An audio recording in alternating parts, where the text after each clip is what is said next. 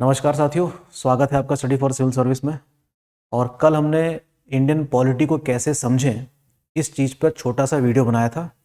Hopefully आपको समझ में आया होगा और उसी सिलसिले को आगे बढ़ाते हैं। क्योंकि इसका बैकग्राउंड काफ़ी पुराना है तो हम उतने पुराने बैकग्राउंड में तो नहीं जाते। 20वीं सेंचुरी में जब इंडियन नेशनल मूवमेंट चल रहा था उस दौरान संवैधानिक गतिविधियों में क्या क्या चीज़ें चल रही थी वहाँ से शुरुआत करते हैं। ठीक, आपको सारी बातें समझ में आएंगी। हम लोग 3 मुद्दों पर चर्चा करेंगे आज। 2 तो गवर्नमेंट ऑफ इंडिया एक्ट वाले हैं और एक है साइमन कमीशन। ठीक, और साथ ही साथ इंडियन नेशनल मूवमेंट की जो वेव है ये किस तरीके से चल रही थी इसकी भी चर्चा साथ साथ चलनी जरूरी है। Okay, how to understand Indian polity, यही हमारा शीर्षक रहेगा कुछ अगले दिनों तक। तो देखते हैं कि Indian national movement and constitution development, अर्थात हम किसके बारे में चर्चा करने जा रहे हैं, भारत का राष्ट्रीय आंदोलन और कॉन्स्टिट्यूशन डेवलपमेंट में क्या क्या हो रहा था। मुख्य ध्यान हमारा किस में रहने वाला है, कॉन्स्टिट्यूशनल डेवलपमेंट में।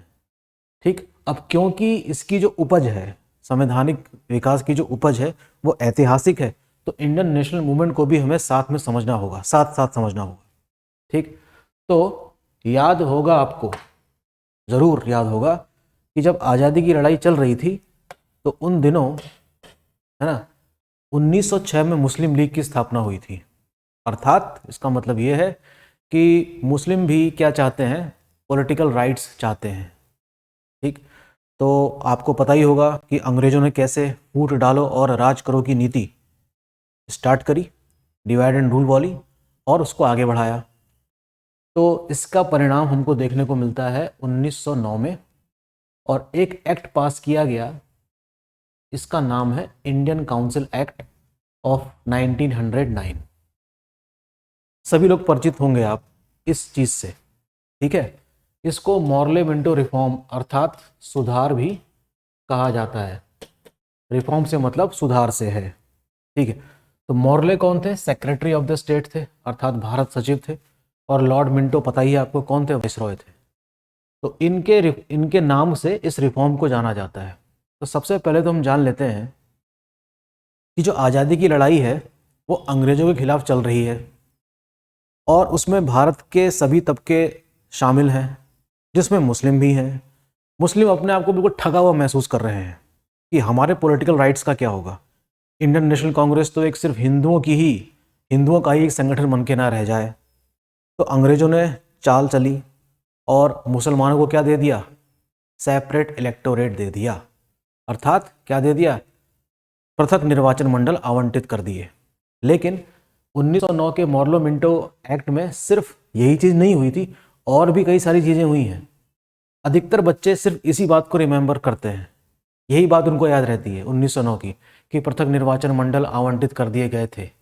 लेकिन सिर्फ वही नहीं था, और भी बहुत कुछ है, वो भी उतना ही इम्पोर्टेंट है। ठीक, तो देखते हैं क्या हुआ इस दौरान। It increase the size of legislative council. अब देखिए, ये सारे शब्द जो आपको दिखाई दे रहे हैं आज़ादी से पहले, इन्हीं सब बातों का इस्तेमाल हम बाद में भी करते हैं, अर्थात आज़ादी के बाद भी। तो ये सारे टर्म्स इंडियन नेशनल मूवमेंट के दौरान ही सुनने को मिल गए थे। लेजिस्लेटिव काउंसिल अर्थात Vidhan Parishad, both at central and provincial level, अर्थात केंद्र और प्रांतीय स्तर दोनों पर उनका साइज क्या कर दिया गया, बढ़ा दिया गया। साइज से बढ़ा दिया गया मतलब नंबर ऑफ मेंबर्स बढ़ा दिए गए। जैसे central number of members in legislative council increase from 16 to 60, अर्थात केंद्रीय परिषद में मेंबर्स की संख्या बढ़ाकर कितनी कर दी गई, 16 से 60 कर दी गई। ओके, यानी कि आज़ादी से बहुत पहले ये सारी चीज़ें स्थापित हो चुकी थी। लेजिस्लेटिव काउंसिल, लेजिस्लेटिव असेंबली, आपको समझ में आ रही है बात। ठीक, यही सब बातें हमको बाद में भी समझनी है।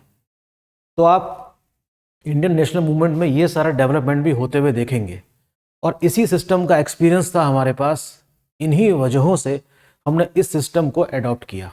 तो हमें भारत के संविधान में कई जगह आपको ब्रिटिश प्रणाली नजर आएगी, उनमें से एक ये भी है।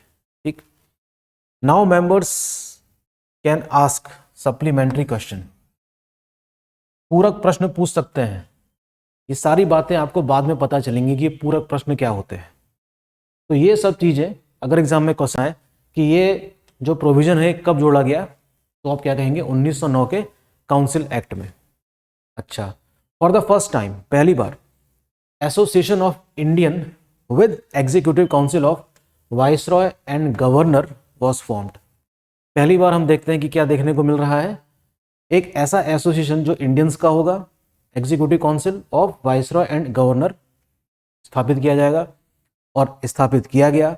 और ये आप फैक्ट याद रखेंगे कि सत्येंद्र प्रसाद सिन्हा कौन थे, very important name. Satyendra Prasad Sinha was the first Indian to join viceroy executive council, अर्थात वाइसरॉय की कार्यकारिणी परिषद में सबसे पहले मेंबर कौन बनते हैं, सत्येंद्र प्रसाद सिन्हा।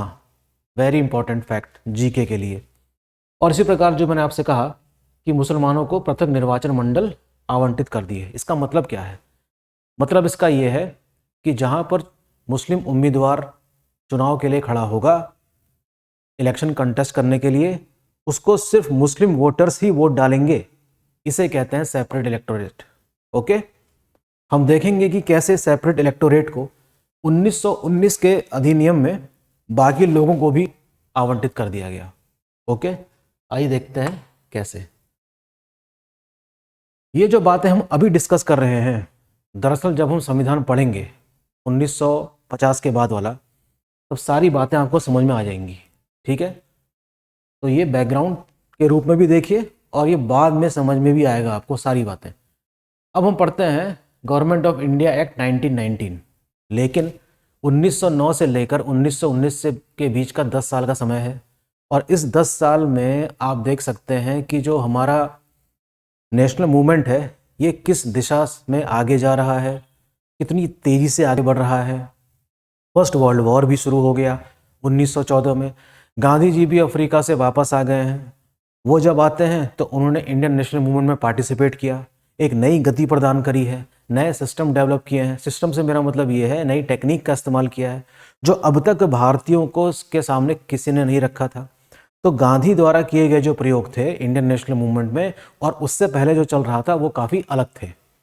चंपारण सत्याग्रह भी हो गया इस बीच, है ना, अहमदाबाद मिल मजदूर आंदोलन भी हो गया है, खेड़ा सत्याग्रह भी हो गया है, जलियांवाला बाग कांड भी हो गया है, रोलेट एक्ट भी पास किया जा चुका है 1917 वाला, है ना, जिसमें सिफारिश की गई थी और इस एक्ट के अनुसार उसको लागू कर दिया गया है। फिर नॉन कोऑपरेशन मूवमेंट, खिलाफत मूवमेंट, ये सारे हिस्टोरिकल डेवलपमेंट हैं जो साथ साथ चल रहे थे। तो 1909 से लेकर 1919 के बीच में बहुत सारा हमको ऐतिहासिक डेवलपमेंट या विकास देखने को मिलेगा। ये भी काफ़ी इंपॉर्टेंट है, बहुत ज़्यादा इंपॉर्टेंट है। ठीक है, तो सीधे इसमें पहुंचते हैं 1919। अच्छा, इसको समझने से पहले हमें 1916 का एक बहुत ही इंपॉर्टेंट फीचर देखने को मतलब समझना चाहिए 1916 का, और वो है होम रूल मूवमेंट। क्या है? Home rule league movement. ठीक है, इसकी शुरुआत किसकी प्रेरणा से हुई? Annie Besant. और सबसे इंपॉर्टेंट सहयोगी कौन है यहाँ पर इंडिया में? बाल गंगाधर तिलक। दोनों ने अपने आंदोलन को आगे बढ़ाया। कॉन्सेप्ट एक ही था, government with in the government कह सकते हैं, या स्वशासन। ठीक, तो उस स्वशासन की मांग ने जब जोर पकड़ा तो उसका दबाव कह सकते हैं कि ब्रिटिश सरकार पर पड़ा और इसकी लोकप्रियता बढ़ती जा रही थी। तो सरकार ने पहली बार, first time declared that its objective is the introduction of responsible government. पहली बार एक्सेप्ट किया कि हाँ, भारतीयों को अवसर मिलना चाहिए। ओके, 1916 का होम रूल लीग काफ़ी इंपॉर्टेंट है, याद रखना होगा आपको। बाल गंगाधर तिलक को गिरफ्तार करके जेल में डाल दिया गया, या कह सकते हैं कि बाल गंगाधर तिलक को अपने केस के निपटारे के लिए जाना पड़ा इंग्लैंड। और इस वादे से हम कह सकते हैं कि जो एनी बेसेंट थी उन्होंने अपना आंदोलन वापस ले लिया, और इस प्रकार हम देख सकते हैं कि होम रूल लीग मूवमेंट जो है वो कमज़ोर पड़ने लगा। अब आते हैं इसमें 1919 में गवर्नमेंट ऑफ इंडिया एक्ट 1919 के नाम से जाना जाता है, पास किया गया। इसको एक नाम से और जाना जाता है जिसका नाम है मॉन्टेग्यू चेम्सफोर्ड रिफॉर्म्स। तो ये दो नाम हैं अंग्रेजों के। मॉन्टेग्यू कौन है? सचिव हैं। चेम्सफोर्ड कौन है? लॉर्ड चेम्सफोर्ड कौन है? वाइसरॉय हैं। तो इन दोनों के नाम से इस रिफॉर्म या इस एक्ट को जाना जाता है। देखते हैं कि इस एक्ट में हुआ क्या क्या। Separating the central and provincial subjects, अर्थात प्रांतीय और केंद्रीय विषयों को अलग कर दिया गया। मैं कह रहा हूं आपसे बार बार कि ये सारी बातें आपको बाद में समझ में आएंगी, अभी खाली समझिए मामले को कि केंद्र और प्रांतीय विषयों को अलग कर दिया गया इस एक्ट के अनुसार।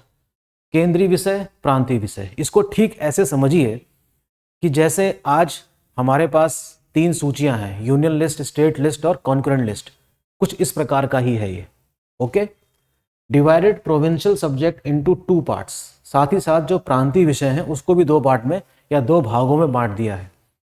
एक का नाम है ट्रांसफर्ड अर्थात हस्तांतरित विषय, और एक है रिजर्व्ड अर्थात आरक्षित विषय। चर्चा करेंगे इसकी बाद में विस्तार से। फर्स्ट टाइम, पहली बार bicameralism and direct election in country was held. पहली बार हम देखते हैं कि द्विसदनात्मक व्यवस्थाएं और डायरेक्ट इलेक्शन अर्थात प्रत्यक्ष रूप से चुनाव होने शुरू हुए भारत में। 3 ऑफ द 6 मेंबर, देखिए जो 6 सदस्य होते थे उसमें से 3 ऑफ वाइसरॉय एग्जीक्यूटिव काउंसिल, जो वाइसरॉय की कार्यकारिणी परिषद थी उसमें से भारतीय होंगे 3, ठीक है। लेकिन कमांडर इन चीफ कौन होगा? ब्रिटिश का होगा। ओके, तो अब वाइसरॉय की एग्जीक्यूटिव काउंसिल में 3 भारतीय भी शामिल होंगे। तो हम समझ सकते हैं कि किस तरीके से धीरे धीरे ही सही भारतीयों को भी इसमें शामिल किया जा रहा है। सेपरेट इलेक्टोरेट, जैसा कि अभी मैंने आपको बताया था थोड़ी देर पहले, जो पृथक निर्वाचन वाली जो प्रणाली थी वो पहले तो मुस्लिम तक ही सीमित थी। अब इसका लाभ किसको दिया जा रहा है? सिखों को, इंडियन क्रिश्चियंस को यानी कि भारतीय ईसाइयों को, आंग्ल भारतीय समुदाय के लोगों को और भारत में रह रहे यूरोपियंस को भी ये सुविधा मिलने लग गई। तुम कह सकते हैं कि कितना विभाजन कर रही है सरकार, है ना? Divide and rule, divide and rule करने के बाद और भी इसको फर्दर डिवाइड कर दिया, सिखों को अलग से, इंडियन क्रिश्चियंस को अलग से, ऐसे ऐसे करते करते उन्होंने इसको और भी ज़्यादा विस्तार दे दिया है। ओके, अच्छा, एक चीज़ और हुई, गवर्नमेंट ऑफ इंडिया 1919 से एक ऑफिस क्रिएट किया गया जिसका नाम था high commissioner for India in London. High commissioner, अगर मैं आपसे पूछूं what is the difference between high commissioners and ambassadors, तो आप क्या कहेंगे? हो सके तो इस बारे में जरा खोजबीन करिए और कमेंट बॉक्स में लिख के भेजिए कि हाई कमिश्नर्स और एम्बेसडर्स में क्या फ़र्क होता है। ठीक, अगले लेक्चर में मैं क्लियर करूंगा कि हाई कमिश्नर और एम्बेसडर में क्या फ़र्क है। आगे बढ़ जाते हैं। ये बात मैं यकीन से कह सकता हूं कि एक बार में समझ में नहीं आएगी, बिल्कुल नहीं आएगी, पढ़ना पड़ेगा इसको बार बार। इसकी दरअसल इसकी जो थीम है उसको पकड़ना पड़ेगा। एक बार थीम पकड़ में आ गई तो फिर आपको अपने आप ही पढ़ के समझ में आ जाएगा कि मामला क्या है। ठीक, आगे बढ़ते हैं। Government of India 1919 also provided for the establishment of the central public service commission. इसी अधिनियम के जरिए केंद्रीय, कह सकते हैं कि लोक सेवा आयोग की स्थापना करी गई 1926 में। जैसे कि आज की डेट में हम कह सकते हैं ना, UPSC, union public service commission, और state public service commission, article 315 में जो दिया हुआ है वो सब इसी तरीके से पहले से ही स्टैब्लिश हो चुका था। पर्पस क्या था? वही, सेंट्रल सिविल सर्वेंट्स को रिक्रूट करने के लिए। तीसरा टॉपिक है आज का हमारा साइमन कमीशन। अब देखिए 1919 हो गया गवर्नमेंट ऑफ इंडिया एक्ट। किस तरीके से सरकार काम कर रही है, किस तरीके से संस्थाएं काम कर रही हैं। 1919 से लेकर इसका जो टाइम पीरियड होता है वो 1929 का होना चाहिए, यानी कि 10 साल का टाइम पीरियड रखा गया था। लेकिन उन सब की समीक्षा करने के लिए 2 साल पहले ही साइमन कमीशन की नियुक्ति की गई। In November 1927 British government appointed 7 member statutory commission and no Indians were there. और इस कमीशन में एक भी भारतीय नहीं था और इसी बात का विरोध था, ये जान लीजिए। Commission submitted its report on 1930। अब देखिए साइमन कमीशन भारत आया, आपको पता होगा अच्छी तरीके से, उसमें सभी सदस्य अंग्रेज थे। पूरे भारत में इसका विरोध हो रहा है। ऐसा ही एक विरोध पंजाब में हुआ, लाहौर में, जिसमें बहुत उग्र प्रदर्शन हुए और उस उग्र प्रदर्शन की अगुवाई कर रहे थे लाला लाजपत राय। लाला लाजपत राय लीड कर रहे हैं और वहाँ का जो पुलिस सुपरिटेंडेंट है सॉन्डर्स, उसने लाठी मारी, लाला लाजपत राय के सर में लगी। लाला लाजपत राय घायल हो गए, अस्पताल में भर्ती कर दिए गए, जिनकी बाद में इस चोट से मृत्यु हो गई नवंबर में। इस घटना से जो उग्रपंथी के जो हमारे जो नेता हैं, युवा, भगत सिंह, चंद्रशेखर, राजगुरु लोग, इन लोगों ने इनकी मृत्यु का बदला लेने का प्लान बनाया। और आपको याद होगा कि कैसे उन्होंने सॉन्डर्स की गोली मारकर हत्या कर दी थी। ठीक है, ये तो बात रही किस चीज़ की, हिस्टोरिकल डेवलपमेंट की, कि इतिहास के पन्नों में इन सब चीज़ों को भी अच्छी खासी जगह दी गई है, इन गतिविधियों की भी। ठीक है, बहरहाल साइमन कमीशन ने अपनी रिपोर्ट प्रस्तुत करी 1930 में और कुछ रिकमेंडेशंस भी दी। रिकमेंडेशन जान लेनी जरूरी है। एक तो यही लिखी हुई है, and recommended the abolition of the dyarchy. Dyarchy को भी मैं समझाऊंगा आपको बाद में कि द्वैत शासन क्या होता है, और extension of responsible government in provinces, अर्थात प्रांतों में भी जिम्मेदार सरकारों को बढ़ावा दिया जाए। Establishment of federation of British India and princely states, और किस बारे में सलाह दी है, रिकमेंड किया है कि एक ऐसा संघ बनाया जाए जिसमें ब्रिटिश भारत और देसी रियासत के राजा शामिल हों। British convent 3 round table conferences in London. देखिए, साइमन कमीशन की जो रिकमेंडेशन थी, इस पे सरकार ने कार्रवाई शुरू करी। इसकी अनुशंसा के आधार पर इंग्लैंड में, लंदन में 3 राउंड टेबल कॉन्फ्रेंसेस का आयोजन किया गया।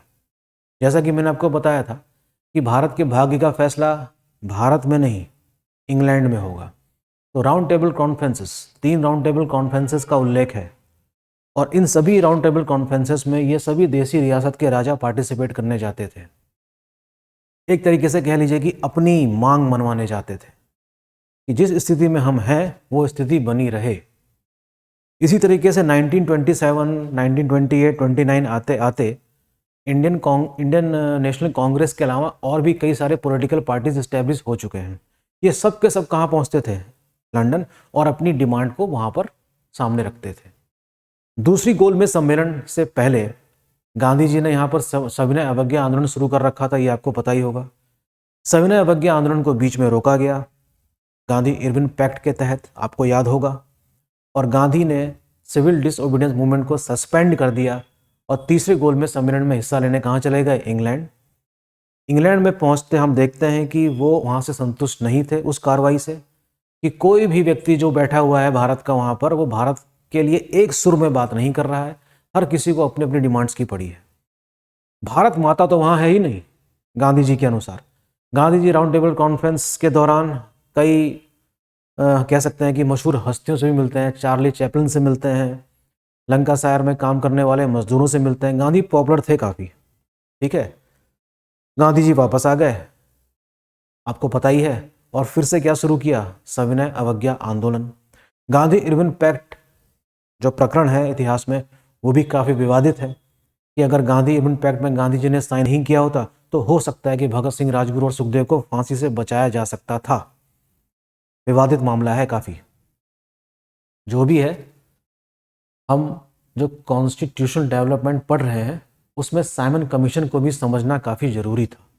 ओके, तो अगर हम इसको आगे बढ़ाएं तो हमको पता चलता है कि इंडियन नेशनल मूवमेंट तेजी से आगे बढ़ रहा है।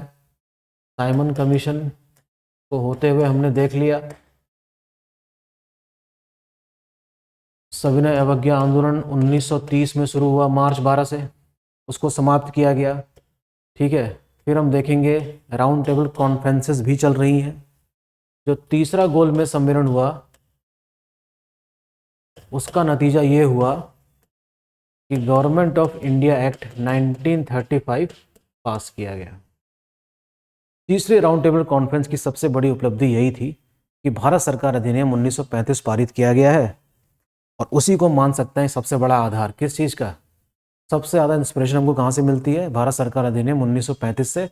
और हमारे संविधान में जो गवर्नमेंट ऑफ इंडिया 1935 में लिखा गया था उसी को कॉपी पेस्ट कर लिया है। अर्थात कह सकते हैं जब 1946 में संविधान सभा अपना काम कर रही थी तो बहुत सारे जो प्रोविजंस थे गवर्नमेंट ऑफ इंडिया एक्ट के उसको ऐसे ही स्वतः ही उतार लिया गया था या वहीं से ले लिया गया था। ठीक, तो मैं चाहूँगा कि आप लोग भी थोड़ा सा अपने स्तर से पढ़ाई करना शुरू करें। ये थोड़ा सा जटिल मामला है जो हमने आज जिक्र किया, ठीक है, लेकिन बहुत ज़रूरी है समझना इसको, क्योंकि आगे की बातें समझ में ही तब आएंगी जब हमको ये सारी बातें क्लियर हो। ठीक है, अगले लेक्चर में गवर्नमेंट ऑफ इंडिया 1935, अगस्त प्रस्ताव, Cripps mission, Wavell plan, cabinet mission plan तक थोड़ी सी चर्चा करेंगे और देखेंगे कि कैसे कैसे इंडियन नेशनल मूवमेंट भी आगे बढ़ रहा है और साथ ही साथ कॉन्स्टिट्यूशन डेवलपमेंट कैसे हो रहा है। ओके, आज के लिए इतना ही। बने रहिए स्टडी फॉर सिविल सर्विस के साथ और पढ़ाई करते रहिए। Okay, thank you and all the best.